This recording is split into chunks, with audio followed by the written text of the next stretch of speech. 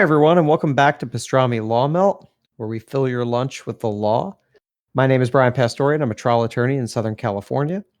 During this podcast, we're going to be talking about the infamous McDonald's coffee case again, but this is going to be a part 2. Also, since I'm a lawyer, I should probably put in the standard legal disclaimer that nothing in this podcast should be construed as legal advice. This is all meant to be educational. So if you think that you do need legal advice, make sure that you consult with an attorney who is licensed to practice in your area. So with all that being said, today I am once again here with my friend and former coworker, Dan Short. And what I want to do in this podcast is talk about the McDonald's coffee case, but really go into what was almost certainly happening in the background that a lot of people don't know a lot about unless they're a lawyer.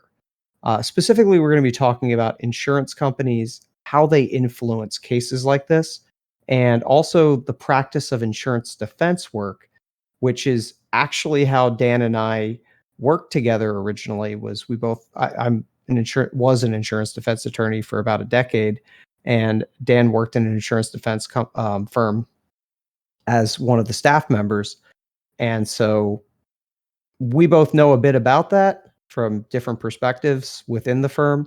And of course, now that I work predominantly on the plaintiff side, I'm dealing with the same insurance companies that I used to have to deal with from the defense side.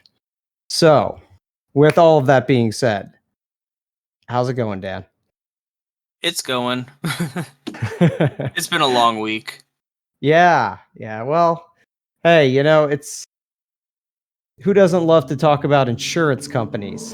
Right? I mean, let's get the energy going. Hopefully they don't hunt us down because we're talking badly about insurance companies, because people don't realize just how much power and how much money insurance companies actually mess with in the country or in the world, probably.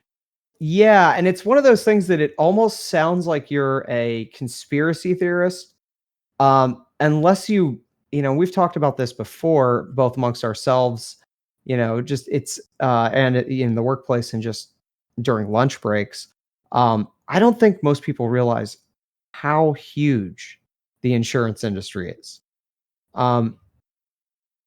Probably my favorite way of describing the insurance industry to people, and admittedly, some of this depends on how you do the math, but basically, if you were to just say, if we took all of the different types of insurance that exist and just said globally, how big is that industry of all the different types? Automotive insurance, life insurance, health insurance. Globally, the insurance industry is bigger than the entire automobile manufacturing industry. So Tesla, Toyota, every single car you can think of, all automotive manufacturing.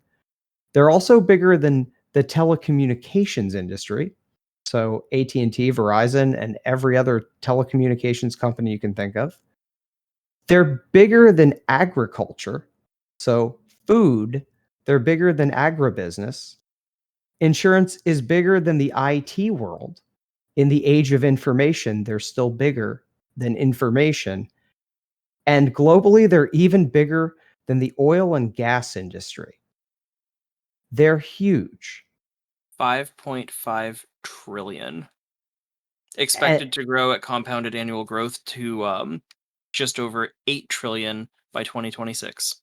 Yeah. And there have been some projections that have even put them up into 20 to 30 trillion. They're huge. Yeah. Trillion with a T. I know I've said this before, but I think you're talking about numbers that people have trouble comprehending. You might know this because we've talked about this kind of stuff before, but I'll just ask you. There's only one industry in the United States that the US insurance industry is not as big as. And again, this kind of depends on how you do the math. But do you know what that industry is? My first guess would be defense. Well, okay. That's a really good one because it's hard to talk about market capitalization on the defense industry because they don't really make money, but they get money. So yeah, it's funny. If you were to say the defense contractors, independent contractors, then no. Probably something But in medical then. medical wouldn't be a bad guess. Medical industry, healthcare industry is generally one of the biggest, but not as big as even health insurance industry. But if you merge all the insurance industries together, the only industry in America that's bigger, and it's almost silly when you say it out loud, it's kind of obvious, the banking industry. So the Did they only count? yeah, the only people who have more money than the insurance industry in America are the people who literally hold on to all of the money. So, yeah, that's how big the insurance industry is. And I, In I in just, in country comparison, because the number hurt my brain, so I had to look it up. uh huh, Japan's, I guess the nominal GDP for 2017, which is the last good numbers I found, was just under 5 trillion.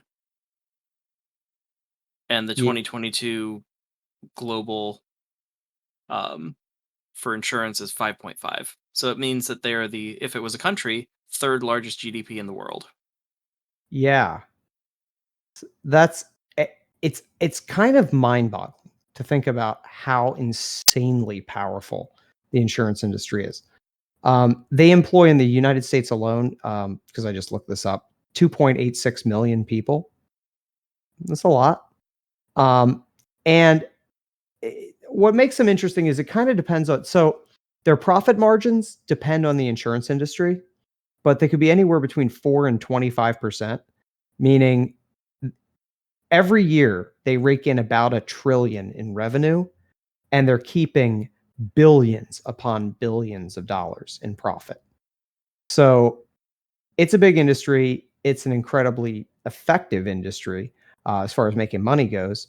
And also, if you think about just how effective insurance companies are, I think when people talk about insurance companies, I don't blame anyone if they're listening to this thinking, it sounds kind of boring. But you know their jingles, right?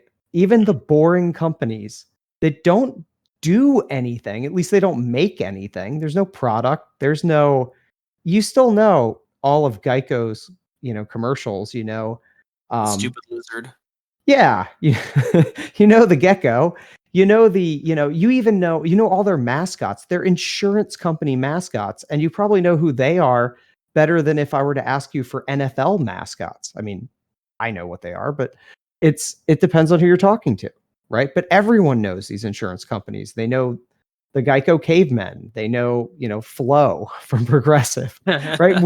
We know Right? them, and it's and Mayhem and all, and and you know all their slogans. It's because they have the money to dump it into marketing so that you remember them, because they are just one thing that I've told people is the insurance industry, when you just think about why does it exist, and specifically the for-profit insurance industry, why do they exist?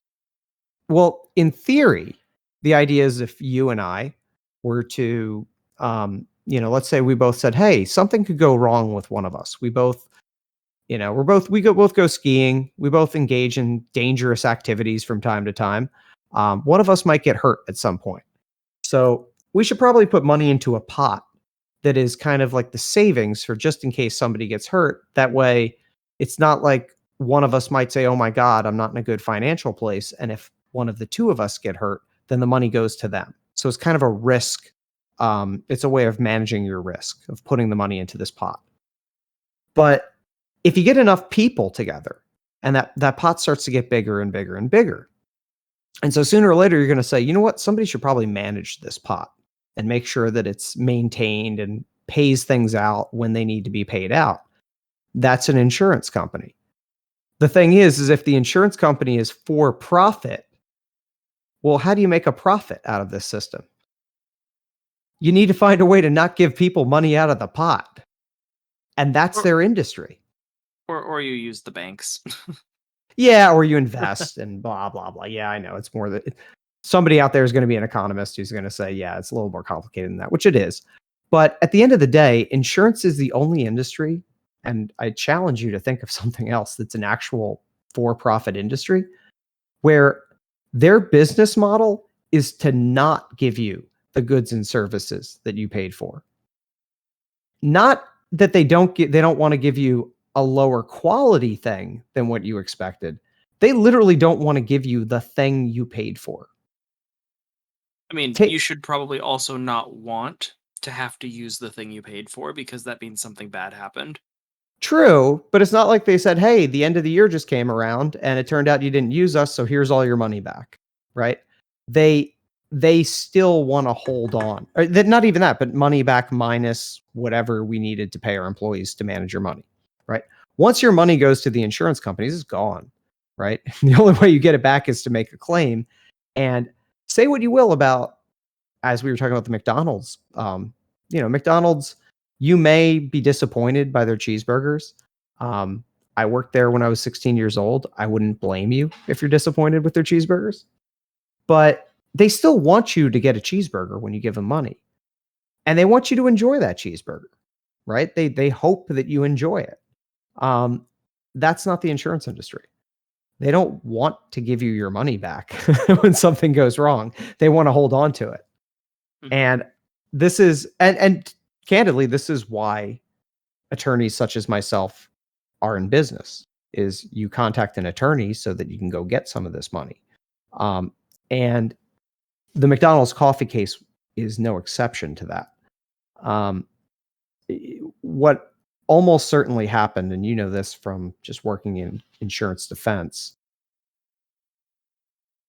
before she even contacted an attorney, before the plaintiff even contacted an attorney, she contacted insurance and said, "I want to make a claim because I've been hurt." And what ended up happening was the insurance companies not only dragged it out, which they have a huge incentive to drag things out, because the longer you drag things out, the more likely the plaintiff is, if she's old, she might die. So if she dies, you don't have to worry about paying out anymore. And I know that's kind of dark, but it is something that they definitely factor in, because I've had those calls with insurance adjusters that will tell me, "Hey, maybe they'll die." So that is a thing.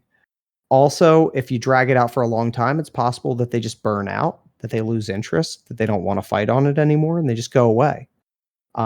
Or anything else could happen. They have another issue in their life and they just don't want to fight it anymore. So insurance companies actively in the early stages try to find ways to delay. And this was no different. They say, "Send us all of your medical bills." "Oh, we don't have enough of your medical bills." "Send us more of your medical bills." And what they're doing is they're dragging it out on purpose. They're also building up a file so that when they pay out the claim, they don't get fired for paying out a claim without a file.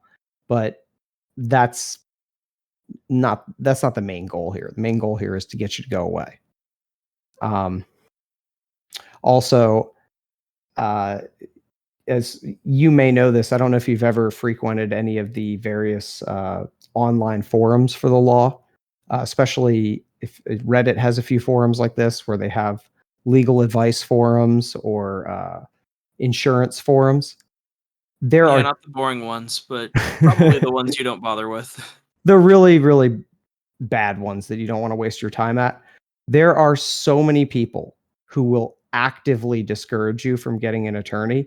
They almost certainly work for the insurance companies. They do not want you to get an attorney. Insurance shills. Yeah, I cannot tell you. Well, there's probably not shows, probably people who actually paid to specifically to say that, because it's, I mean, at the end of the day, I can't tell you how many times I've had clients where they came to me and the insurance company's offering them anywhere between $0 and $5,000, and I get them 6 to 7 figures because I know what the case is worth, but your everyday person doesn't. And I know exactly how to mess with the insurance companies because I mean, I've literally stood next to them as they're typing things into their computer program that tells them how to evaluate the case. So I know what the case is worth, but a lot of everyday people won't. And so the insurance company can just mess with them. And they don't want an attorney who's familiar with what a case is worth to ever be in the case. So that's what was happening in McDonald's. That was what was happening in the background. She finally got an attorney. And that's what led to the case, which ultimately led to the lawsuit that led to everything we were talking about in the last podcast. Also, I know this is kind of going back a little bit, but when you mentioned, just to put it in perspective of McDonald's, so the insurance companies would have been the ones paying out on the McDonald's coffee case, almost certainly. Depends. There's other things that could be going on. It was in another state, so the California bad faith and opening up the policy options that can happen may or may not have even existed. And also, this was decades ago, so I'm not sure if all the same protections were there.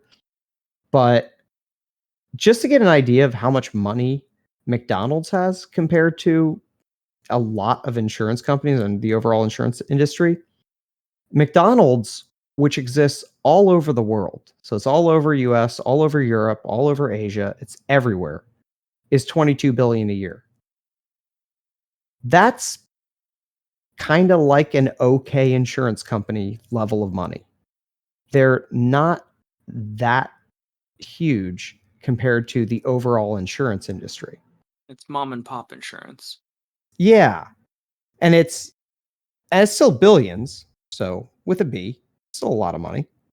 But it's when you're thinking about, we kind of previewed this before, why would insurance companies be so worked up about the McDonald's coffee case?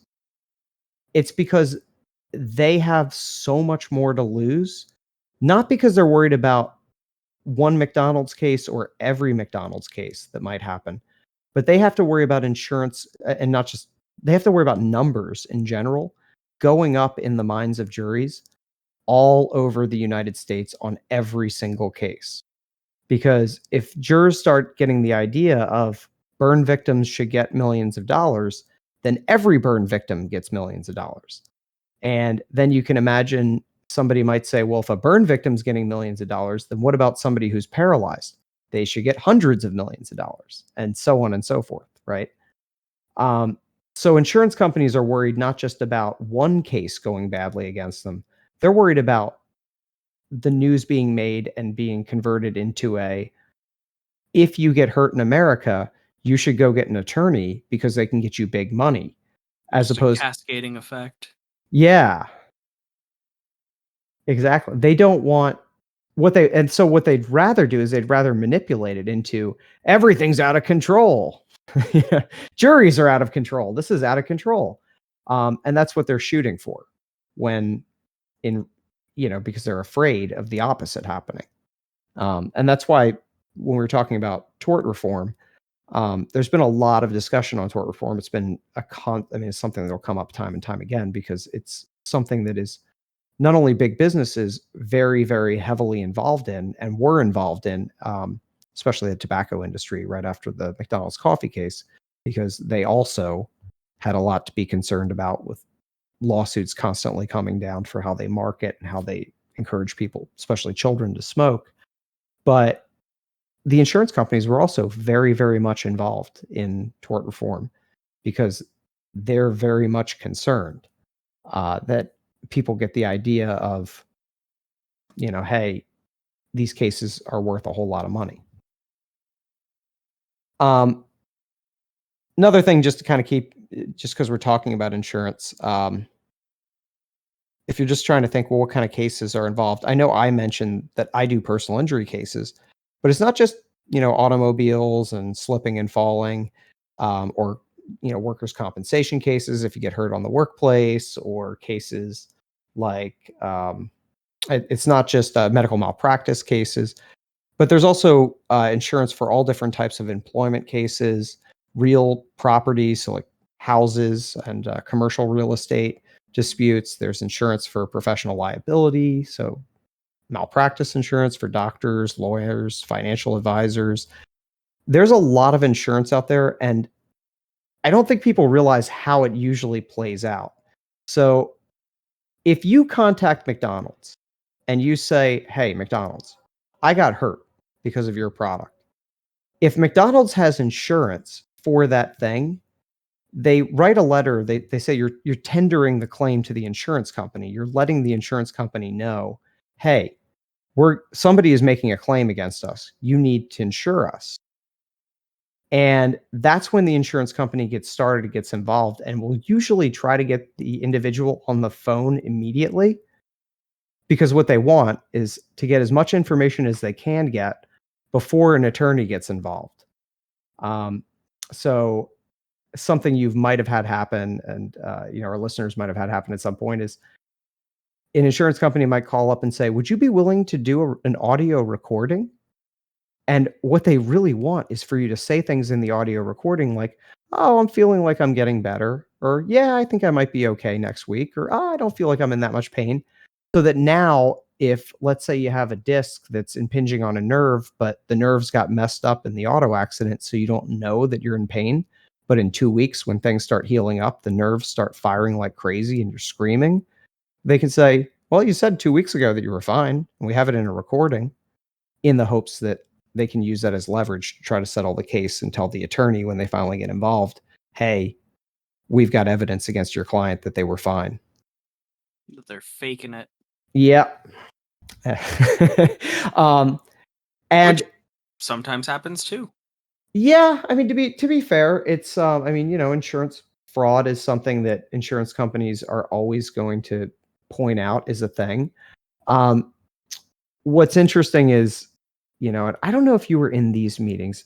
So what ends up happening is you have these claims, and the insurance company will go back and forth collecting information. If it's for example, if it's a personal injury case, so something really straightforward like a car accident case, they might send somebody out to take pictures of the car. They're going to do all of the basic steps to check and see, are you faking it?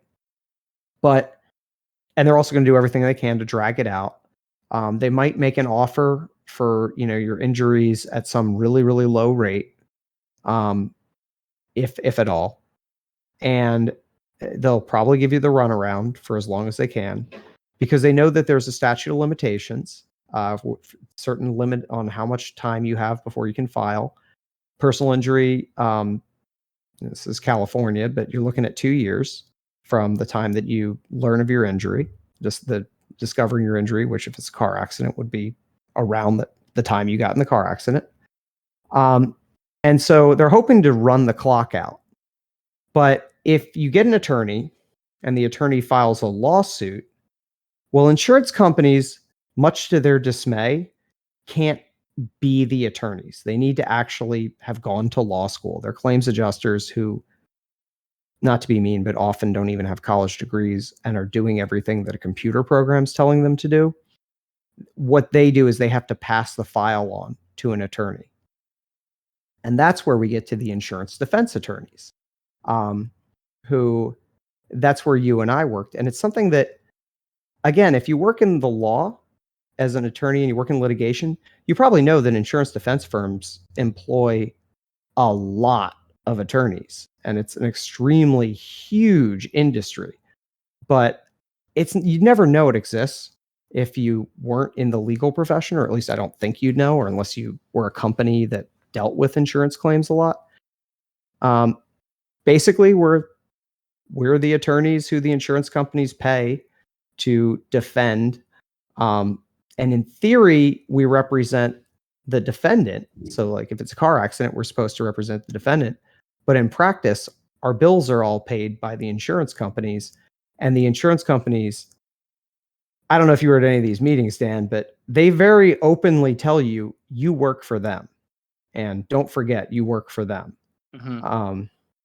I used to love, they'd say, "Don't bother the defendants. They're doing important things. If they're a pharmaceutical company, they're busy saving lives. Don't bother them asking them for, information. We'll ask them. And don't bother them with too much legal strategy or too many memos. Send the memos to us." Plausible deniability. Yeah, but also just control. Mm-hmm.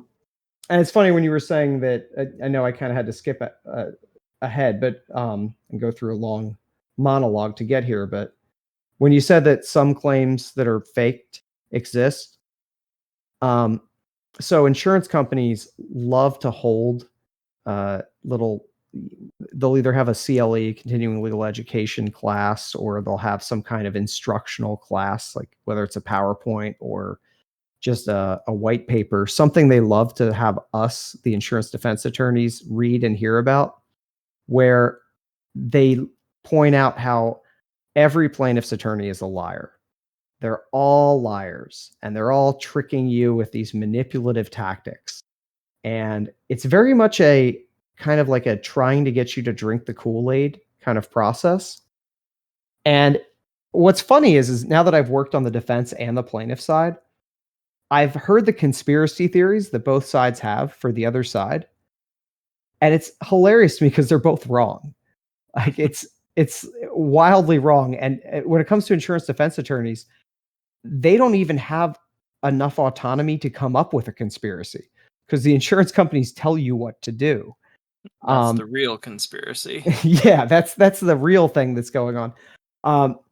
There's this really funny moment that I never even understood it until I switched to the plaintiff side, where the insurance company for 2 years with the plaintiff's attorney keeps giving the plaintiff's attorney some explanation of what they think happened, right? And the plaintiff's attorney keeps telling them, that's ridiculous. And here's why. I've got evidence saying it's ridiculous. But the insurance company, probably because they have an adjuster who's on the phone who probably is just saying what the computer program's telling them to say, but they just keep using this standard argument over and over again. And it's kind of driving the plaintiff's attorney nuts because they keep producing more and more evidence that they're wrong. Like they might say, oh, I think your client blew through the red light. And they're like, there's no red light there. And they keep showing them evidence. And for 2 years, this happens, right? And what I thought was funny was when I started on the defense side, when the case gets handed over to you, you're brand new to the case, right? Like you're just walking in. You haven't been, the insurance adjuster has been handling it for 2 years, but now it's in a lawsuit. So they have to give it to a lawyer. So if you're an insurance defense lawyer, you're a defense lawyer that the insurance company said, here's the file. But a lot of times there'll be some memo or at least a phone call to tell you what's happening in the case from the insurance adjuster. And they'll say the same thing they've been saying for 2 years to you. Like, yeah, you know what we think happened was they blew through the red light. So then what you do is you call up opposing counsel, the plaintiff's attorney, and you say, I understand what you're saying, but it does look to me like maybe your client blew through the red light.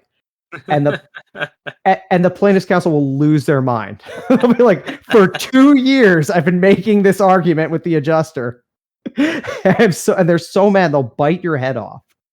And now that I'm on the plaintiff side, I just say, who told you that? Like, who told you that? Did you divine that from pulling together all of the police report and all the other information? Or did the insurance adjuster tell you that? And they're like, maybe they told us that. Because I know that for 10 years, that's what was happening, was they would tell me, here's the argument you should make. And then as the case progresses, you start to realize that maybe that argument's right, or maybe it's not the best argument in the world. And you start sending memo after memo after memo to the insurance company saying, hey, you need to settle because you're wrong. And there's this funny thing. I know I'm just kind of rambling right now, but it's talking about 10 years of insurance defense shenanigans. There's this funny thing that I don't think people realize. Insurance companies they'll control the insurance defense attorney, sometimes down to you're not allowed to take a deposition for more than 2 hours. Like they'll straight up tell you, we will not pay if you take a deposition for longer than X amount of time. And a lot of plaintiffs' attorneys don't know this, and I would never do this. And I want to be very clear. I would never, ever do this. It would be wrong. I would never do it. But if you start noticing an insurance defense attorney seems to be rushing through the deposition, if your client were to need a couple bathroom breaks, you'll see the other side rush even faster to get through their deposition. Because they know they're only going to get paid for X number of hours. So it's not every case. It's not every insurance company that does this. But every so often, I've never been mean enough to do that. But I've always thought, ooh, what if I took a 30-minute break right now? Because I know that they're going to freak out and just skim to the end and just say, are you making this claim? No, good, moving on. Because they're under the gun. And also, I should probably, this is my favorite thing. I always tell people, my insurance defense attorneys who've never worked plaintiff side this. And then we can move back to I promise I'll get back to the McDonald's case and insurance companies in general. But my favorite thing that happens when you talk to insurance defense attorneys who've heard nothing but memo and meeting and white paper about how plaintiffs' attorneys are all lying and plaintiffs are all lying. It's the same thing. It's, plaintiffs' attorneys are all lying because they're trying to make money, and their clients are all lying because they're trying to make money, and their doctors who they see, the ER doctors are lying because they want to get paid, and the expert doctors are all lying, and the expert engineers who are getting paid by the plaintiffs' attorneys are all lying. Everyone's lying. My favorite thing to do is to turn to the defense attorney who is convinced that every single person on the plaintiff side is lying and say, yeah, no, you're probably right. And who's telling you that? Oh, the insurance companies. They're telling you that we're all liars. But they trust you, right? So every month when you submit your billables and say, I billed 200 hours, they say, yeah, I'm sure you billed 200 hours and it's all legitimate and they don't cut a single hour. That's what happens, right? Because they trust you. And I can tell you, no, they don't. Nobody cuts your hours like an insurance company. It's also funny that the person who's saying everybody just wants to get paid is literally the only one who's getting paid constantly through the whole thing. Yeah. Yeah, and by law usually, if it depending on how it's set. So if it's an auto case, by law, if it's healthcare, by law, you have to pay them. So they have so much power that they've written it into our laws that we have to pay them. If you want to drive a car, you have to pay an insurance company. They have to make money. And what they do is they say everyone is a liar the moment that person says, okay, you now got to pay me, including the insurance defense attorneys who say, here's my billable hours for all the work I did. There's something really special about having an insurance company cut your hours and say something like, you spent too much time in LA traffic. I'm going to cut your time for that. Because if there's anything in the world I wanted to do when I was working for insurance companies was to spend time in LA traffic and then be told I'm not getting paid for it. Yeah, for some people it was the better choice. Yeah, it's true. There were some people much more pleasant than than being in the firm and dealing with the partners. Yeah. Yeah, that's a whole nother story. That's actually a little more personal, the two of us, and what we got to watch. But anyway, so it's an interesting thing that you brought up though with insurance companies kind of embedding themselves into laws. I mean, you had told me before, and I had no idea before that like you can't bring up some insurance things in trial, like to the jury. yeah, you can't. In fact, so if you're in federal court, it's Rule 411. And California, it's the Evidence Code Section 1155. You can't.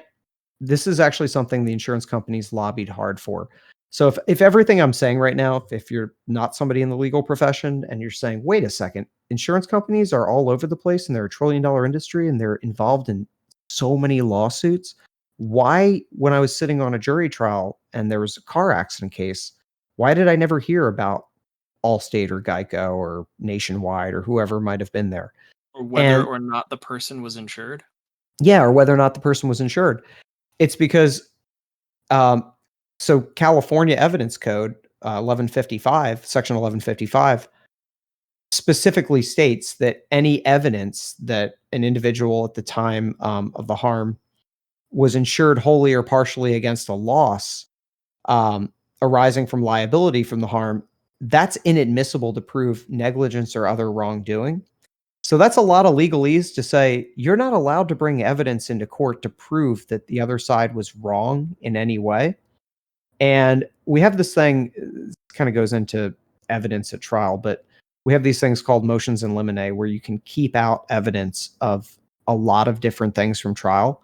And you can be pretty much certain that if you're in a case where there's an insurance defense attorney, they're going to put up a motion in limine that says you're not allowed to bring anything in about insurance. So you're not allowed to mention it at all, because a lot of judges will just say, yeah, no mentions of insurance, period. And it's because, well, it's funny. What you're told in law school is the reason this is there is because we don't want to punish people for getting insurance. And we don't want the jury to say, oh, well, they're insured, so we'll just give a bigger number. How But dare you have that thing that the law requires you to have? Yeah. But realistically, it wouldn't be them paying out. It would be the insurance company. So they're not being punished. The insurance company would be punished. So really what's going on is the insurance companies don't want you to, I mean, think about it. If you're in a case, if I were able to say in a case, my client got hurt and you're a juror sitting there and I say, and the only reason that you're even here today, that you can't be spending time at work or with your family, but you had to be dragged down into a jury room right now, is because the insurance company who had $50,000 of insurance and their medical bills are $50,000, they refused to settle this case. They refused to insure. And that's why you're here right now. Imagine how angry the jurors would be. And if I could even take it a step further and say, just so you know, this accident that injured my client, I understand that a little old lady hit them with a car, but my client has a brain injury. And that little old lady, she's not going to pay for it. Her insurance is going to pay for it. And so that's why we're asking for 20 million, because to an industry that's worth, pulls in a trillion a year in revenue, 20 million is nothing. It's a drop in the bucket to them. But to my client, it could be life-changing. If you're an insurance company, you're in trouble. If that kind of evidence could come in, you can be sure that an insurance company is going to get hit over and over and over again, and jurors are going to be livid. I mean, imagine if you were have you ever been on a jury trial? I don't know if I've ever asked you this. They always remove me as soon as they start. Like, what did you do for school? And then I'm gone. Yeah, fair enough. Same thing happens to me. The moment anyone finds out I'm a lawyer, I'm gone. But if you were dragged onto a jury and you didn't want to be there and you had other things you'd rather be doing with your week or your 3 weeks or months, and you found out that this case could have settled, but it didn't because an insurance company didn't want to pay out because they wanted to save some money. I don't know. How would you feel about that?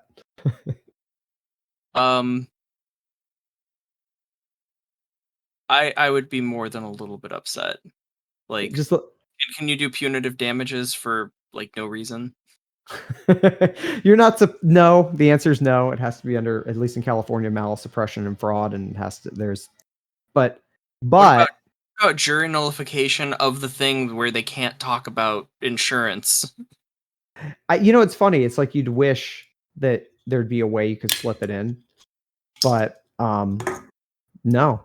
At least for right now, it's part of the law. It is the jury can never find out. They can guess, right? I mean, if it's an auto case, there's insurance, right? Or anytime you're looking at somebody and saying, wait a second, it's a little old lady who's really poor, but somehow there's 5 attorneys that she's got defending her. How did that happen? They're insurance defense attorneys. And it's attorneys that the insurance companies hire to protect the insurance company and the insured. But what they really don't want is a big verdict, because as we were saying, big verdicts do a lot of bad things for insurance companies. Especially if it comes out later. There's, like I said, I don't want to get into a long discussion on bad faith in this podcast, but California has rules where if they could have insured and they didn't, and now there's a major verdict that's come down, the insurance company could not only have a problem where the policy might have been opened up and they're liable, but they also could have problems with being sued for punitive damages for not doing their job, basically not doing the one thing they're supposed to do, which is insure. Not providing the service people are paying them for. Yeah, which admittedly is kind of their thing to not do that, but as we've already discussed. But yeah, so from what were you gonna say? I was gonna say, so then what's the like the insurance adjuster and insurance defense input into the McDonald's case? So you'll never know exactly what went on, because unfortunately, unless you're suing for bad faith, unless you're able to actually get to discovery on the communications between the attorneys and the insurance companies essentially have attorney-client privilege, and it's very hard to get at what they were doing at every stage. There are ways you can find out whether or not they were agreeing to settle or not, but what we do know about that case is we do know that in the beginning there was a claim made. Insurance got involved on day one, or at least very close to day one. We do know that from there they kept delaying and delaying and delaying and refusing to offer pretty much anything for her severe injuries, despite the fact that she almost died. And it was only when she just kept asking for her medical bills to be paid. It was only when they refused to pay the medical bills that plaintiff's attorneys got involved. I can tell you that the insurance defense attorneys wouldn't have gotten involved almost certainly until the lawsuit. On rare occasions, if I have a monster case, sometimes I'll hear from an insurance defense attorney before I've even filed a lawsuit, but that's rare. That's really rare. And another thing that I could tell you kind of how it would play out. So the file gets handed to the insurance. Once there's a lawsuit, the file will get handed to an insurance defense firm like you and I worked at. Then this is all assuming, I guess I should say, sometimes insurance companies have their own in-house attorneys. So assuming they don't do it in-house and they hand it to an outside counsel, you'd have an insurance defense attorney who would get the file. It'd be one of these days, it could be 50 to 100 files. They have so many cases nowadays. A lot of insurance defense attorneys I've talked to are completely buried in a post-COVID world. But even if they're lucky and they only have 20 to 30 files, that file gets to them. They'll immediately, a lot of times insurance defense firms have a lot of things done by form where they'll immediately, if they need a time and extension to answer, they'll get asked for the extension and they'll just immediately send written discovery requests that are very formulaic for if it's like a car accident case, like every single car accident question that they ask at every situation. But the thing is, let's say they want to bring a motion. Like, let's say they look at the complaint and they say, you know what, we should bring a demur to this. A lot of times you have to ask for permission before the insurance company will let you do that. Same thing, like I said, with the depot. I've had insurance companies, I've actually seen people get fired because they wouldn't ask the specific questions that the insurance companies told them to ask during a deposition. So they can dictate what questions are asked in a deposition.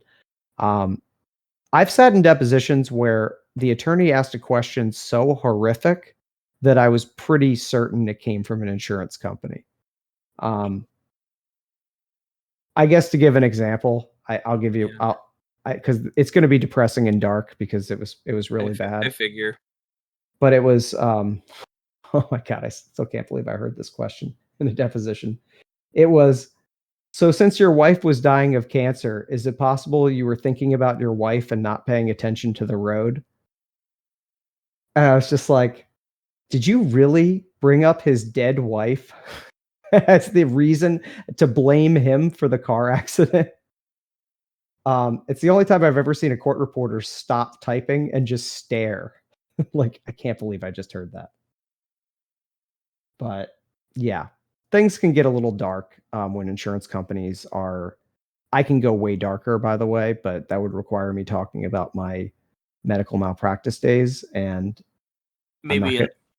I was gonna say, we'll do a Halloween special next year.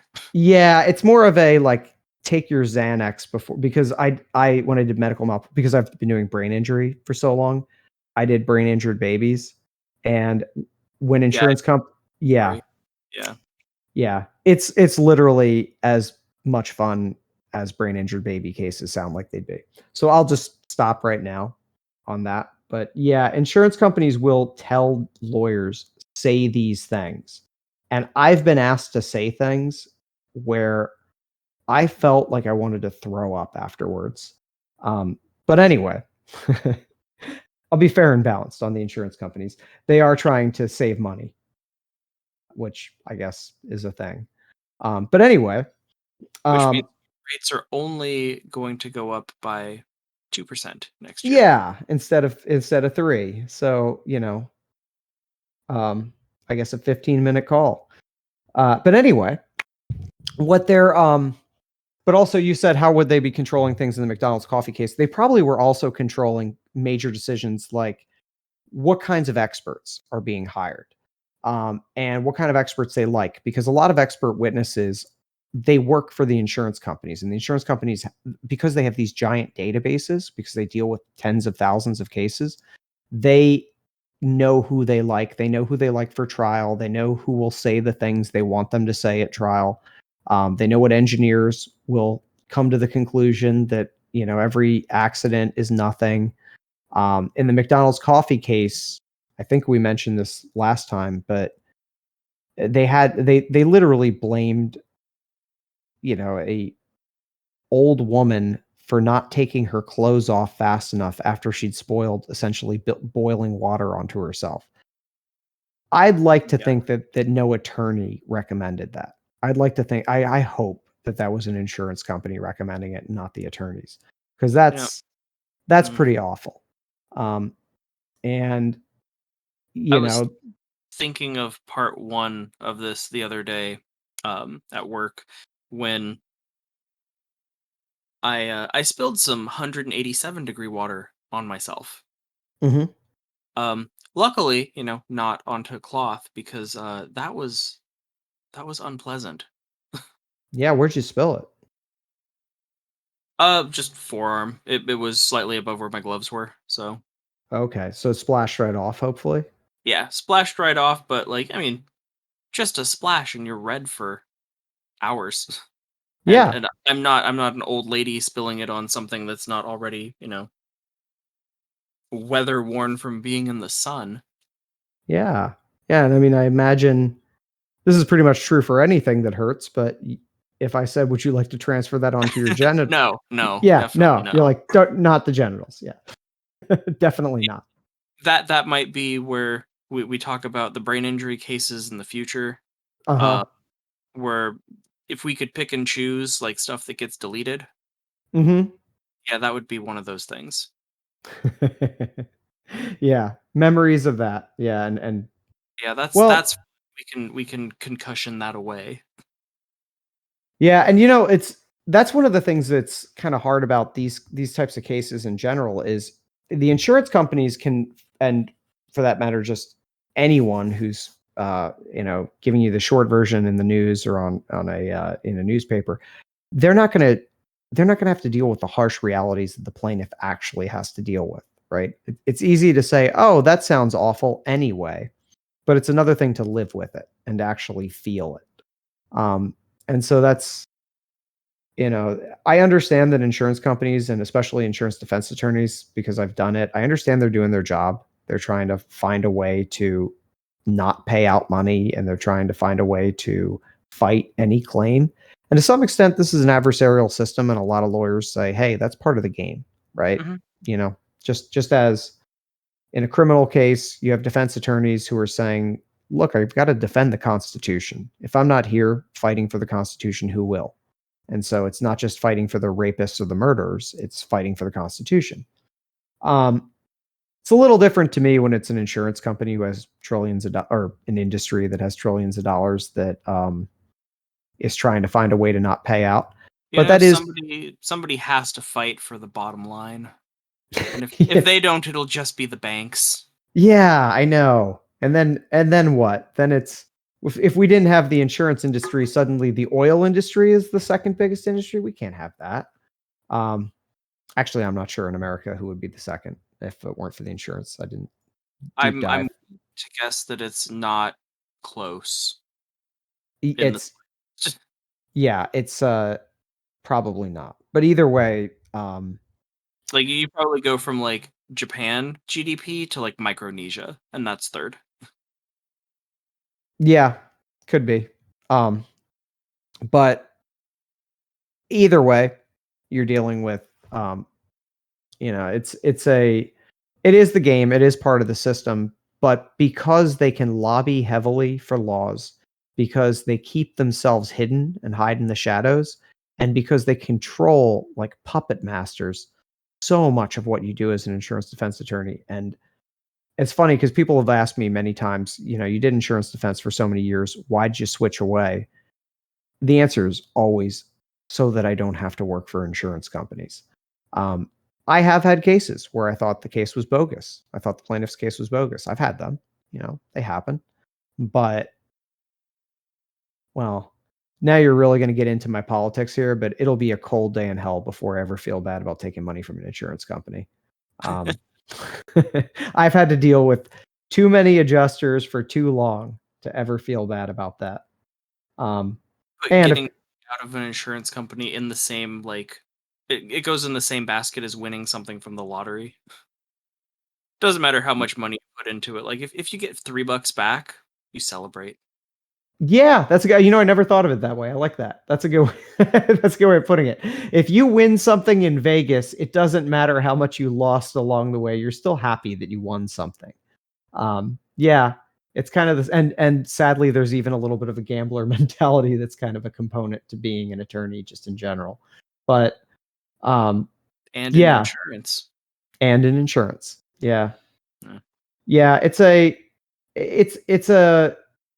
it's a tough role to be in. I actually don't hold anything against insurance defense attorneys because not only because I was one, because it's more because I understand how hard their jobs are, but you know, they're still fighting for the bad guys as far as I'm concerned. But this is where my politics are getting in. Anyone who's an insurance defense attorney right now is probably squirming a little bit and saying, hey, I'm not. There are Have you seen what Putin's doing? There are people who are worse than insurance companies. So, but I think on that note, one of the main things I want, just to kind of wrap it all up, because I admit this was a little more freeform than I wanted it to be, and kind of at times rambling, and definitely I should probably climb down from my soapbox. But it's the biggest thing to understand that I think a lot of people don't realize is this industry is so tied into so many cases, and you'll never hear about it if you're on the jury. And they're pulling so many strings at so many levels, that it ends up becoming one of the biggest aspects of the law that no one talks about. And it's the kind of thing that, in the McDonald's case, they were there at the beginning. They were the reason that it went into a lawsuit. So this never would have been in our courts if they had settled it early on, but they didn't want to do it. So it found its way into our courts, which is one of the main reasons our courts are clogged, is cases like this that really should have been settled but weren't. Then you get into the court system and they want to delay and fight for as long as they can while controlling their insurance defense attorneys as much as they can. Eventually, they might decide, okay, fine, we'll settle. But when they don't, then they find themselves in a trial. And if you're a juror, you're getting pulled in, and you're never going to know any of it happened. You're never going to know that that's the reason you're there, is that an insurance company never wanted to settle. And you can be sure that, and this happened in the McDonald's case, if they lose, they're going to appeal, or at least threaten to appeal, so that they can settle for a lower amount. So their entire existence is not only to not pay out, but to find ways to not pay out, which, because they wouldn't exist if the law didn't exist, their whole thing is their greatest threat is lawyers, but also the way in which they continue their survival is to keep the law as kind of an ecosystem that they have as much control over as possible, which they exert. When you're a $1 trillion industry, you can exert a lot of influence. So on that note, on that happy note about insurance companies, We'll talk about something happy next time, like brain injuries. yeah, sure. We'll have to do something like that. I promise this will get more fun, guys. I'm sorry, but this is the world that I work in. This is what I deal with all the time. And the truth is I actually love being a lawyer and I love everything about it. I have an enormous amount of fun in it, but one of the reasons I have so much fun is because I pick and choose my battles. And if you haven't guessed, I know who I like to pick my battles against. And so, on that note, um, thank you all for listening. I hope this was entertaining or at least somewhat educational. And actually, scratch that. I hope it was educational and somewhat entertaining. And I think you got it right the first time. sadly, yeah, we'll see how. But if you have a chance to comment, feel free to leave something in the comments below. And I hope to all see you all again in the next one. Thanks.